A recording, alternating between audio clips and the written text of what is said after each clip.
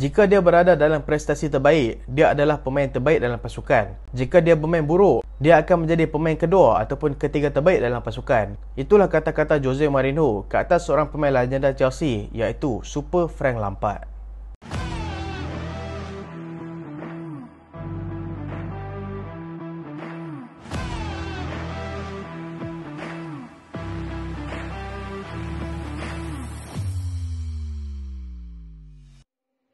Assalamualaikum dan selamat datang ke Pala Bola Studio. So, dalam segmen Sembang Play pada kali ni, hari tu kita dah sembang pasal Steven Gerrard, kita dah sembang pasal Paul Scholes. Kali ni kita nak sembang pasal seorang lagi legenda daripada bola sepak England, iaitu Frank Lampard.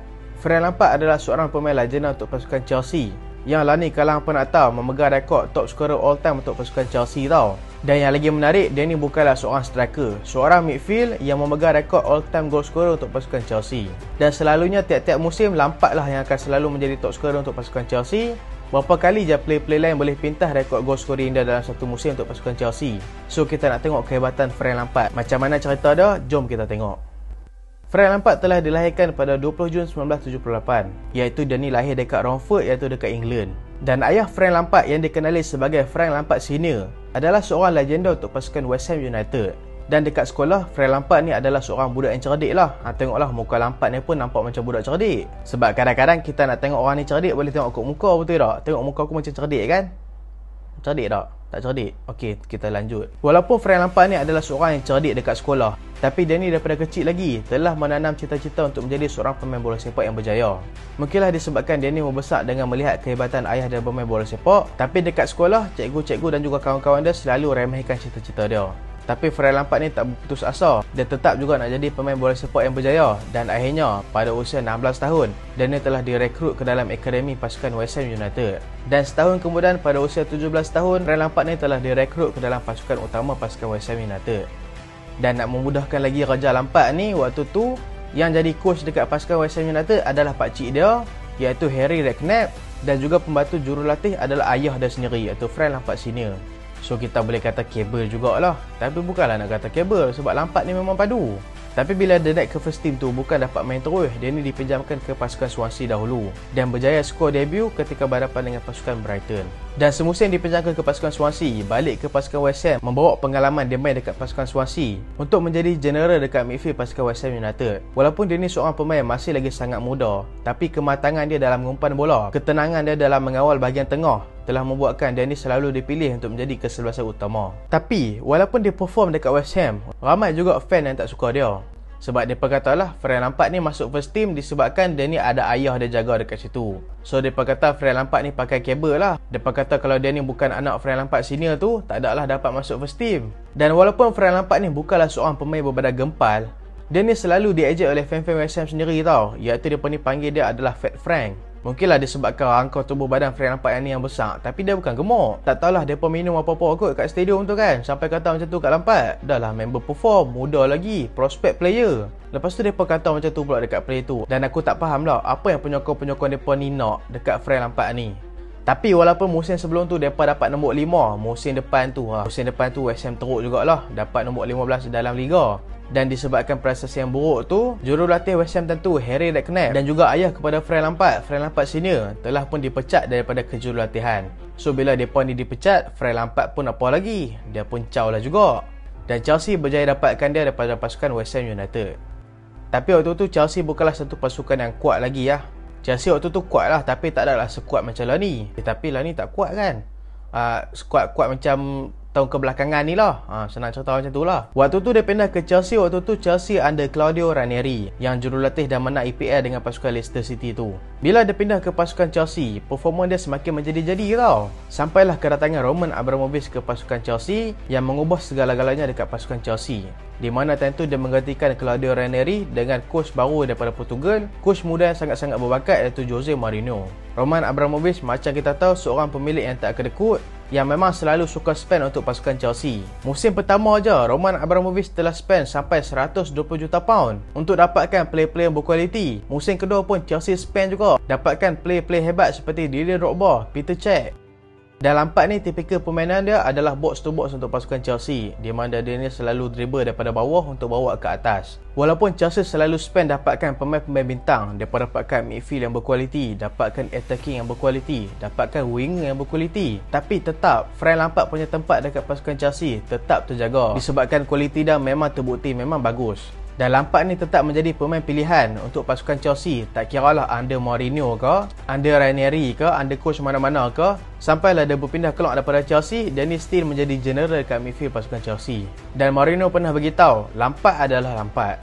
Bila dia tengok on form, dia adalah pemain terbaik dalam pasukan. Bila dia bermain buruk, dia ni adalah pemain kedua ataupun ketiga terbaik dalam pasukan. Ambailah main buruk pun kedua terbaik ataupun ketiga terbaik. So memang Lampard ni memang bagus gila. Dan tipikal permainan Lampard adalah jenis shoot daripada luar kotak penalti, dan dia ni juga boleh dribble masuk ke dalam kotak penalti. Dan walaupun dia ni seorang midfield, tapi insting dia dalam kotak penalti memang cukup-cukup baik. Dan tipikal shooting Frank Lampard ni jenis rembas saja lah. Penalti pun dia rembas tau. Bukan jenis macam Jorginho ataupun Bruno Fernandes lah, jenis lompat-lompat tu tak ada. Dia jenis rembas lah. Gol tak gol tu belakang kira, janji lepas geram dulu.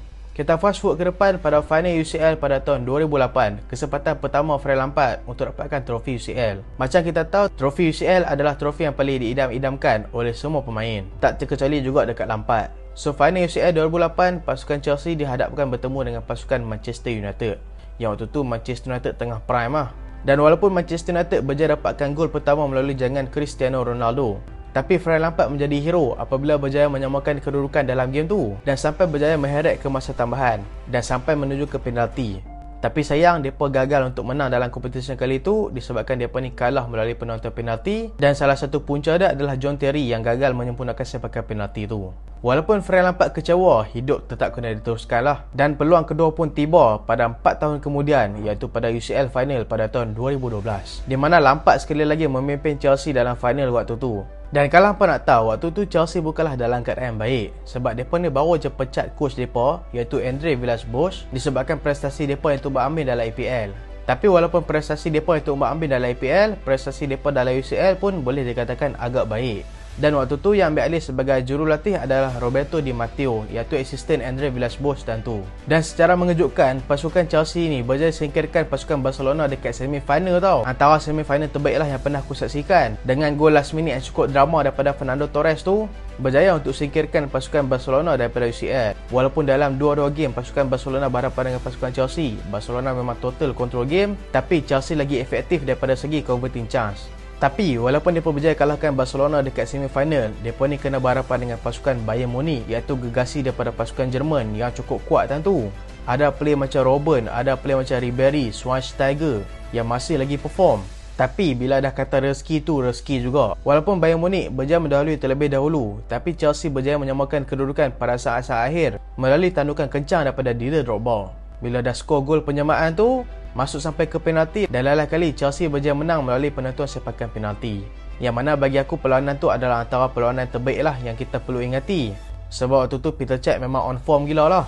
Walaupun dalam game tu Drogba adalah hero sebenar untuk pasukan Chelsea, tapi kita tak boleh nafikan juga Lampard memainkan peranan penting dalam mengawal general midfield untuk pasukan Chelsea. Dan kita fast forward ke depan sekali lagi, Frank Lampard pada usia 35 tahun akhirnya dia ni pun memutuskan untuk meninggalkan pasukan Chelsea. Tapi sebelum tu kalau hampa nak tahu, dia ni bukanlah nak berpindah daripada pasukan Chelsea. Dia ni bagi tahu dia ni nak main sampai bersara dekat pasukan Chelsea. Tapi nak buat macam mana kan? Sebab Chelsea ni depa ni nak jaga kestabilan pasukan depa, dan depa ni pun nak promotekan player-player muda ke dalam skuad utama. So depa kena korbankanlah pemain-pemain yang dah lama untuk gantikan skuad baru pula. So Frank Lampard pun bagi tahu dia ni pun fahamlah dengan keadaan kelab waktu tu, dan dia ni pun memilih untuk berpindah ke pasukan New York City, iaitu dekat Liga Amerika Syarikat. Tapi secara mengejutkan, pasukan Manchester City datang untuk meminjam Frank Lampard sebelum tu. Waktu tu Lampard sah bergelar player New York City, tapi sebelum tu Lampard datang dipinjamkan ke pasukan Manchester City dulu. Dan salah satu momen ikonik lah bagi aku lah, ni kemungkinan semua pemain nak bola sepak boleh ingat lah. Pada 21 Disember 2014, Frank Lampard berhadapan dengan pasukan Chelsea, iaitu pasukan yang dia telah bela sejak lama lagi.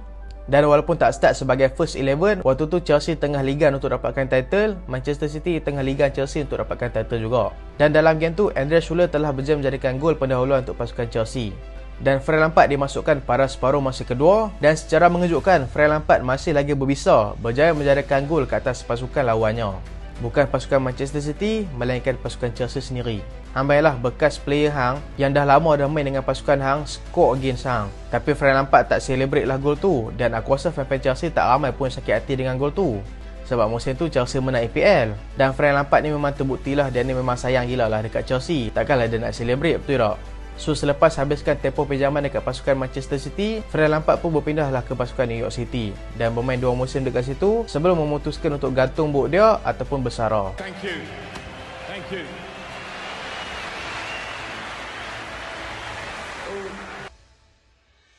Dan kita tengok dekat international career dia pula. Untuk pasukan England, Frank Lampard telah bermain sebanyak 106 kali dan telah berjaya menjadikan 29 gol. Walaupun Frank Lampard bermain bersama pasukan England yang ramai kata sebagai Golden Generation, time tu daripada goalkeeper sampai ke striker, semua player-player bintang. Dekat midfield penuh bintang.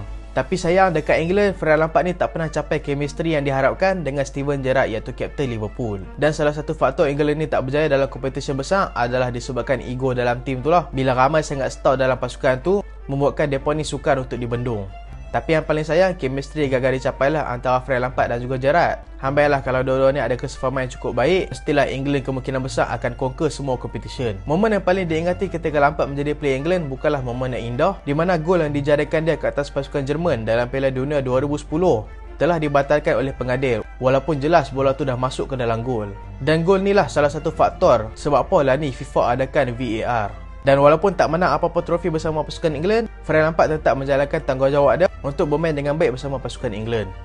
Dan dia pun teruslah masuk ke dalam bidang kejurulatihan untuk menjadi jurulatih bola sepak. Dan kelab pertama dia latih adalah pasukan Derby County.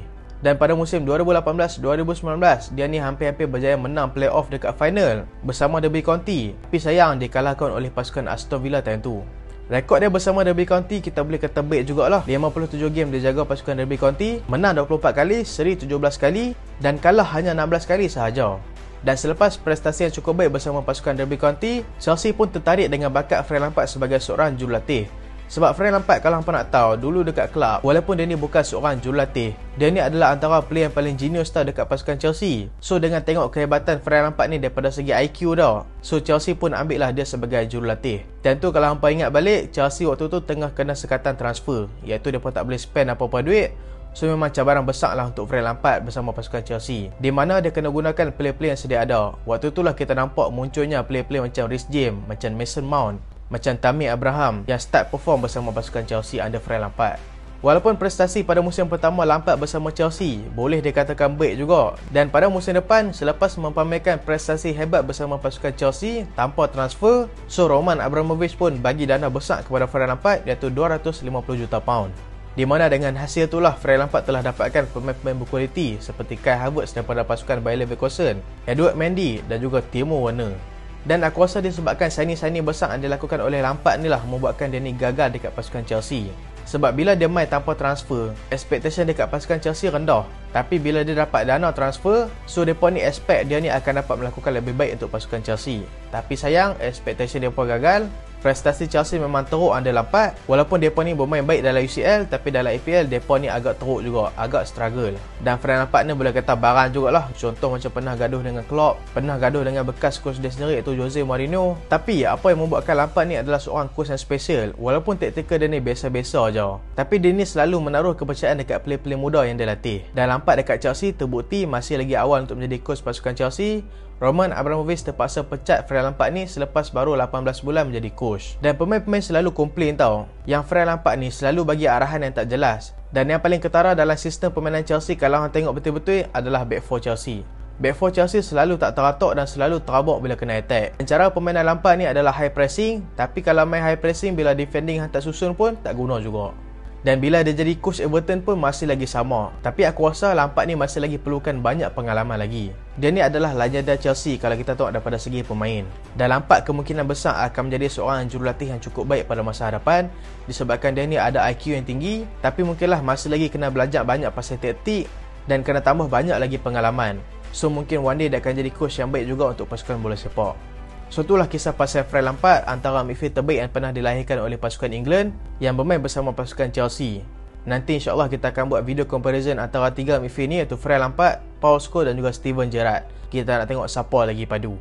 Tapi siapa padu pun tak kira lah, tiga-tiga ni legend untuk pasukan masing-masing. Dan peringatan sekali lagi, Frank Lampard adalah all-time top scorer untuk pasukan Chelsea tau. Bukan all-time sebagai seorang midfielder, all-time top scorer untuk pasukan Chelsea. Memang top scorer sepanjang zaman untuk pasukan Chelsea tu memang Frank Lampard lah. So itulah video kali ni dan terima kasih sebab tonton sampai habis. Jangan lupa like, jangan lupa share, jangan lupa subscribe. Aku Salihan. Assalamualaikum.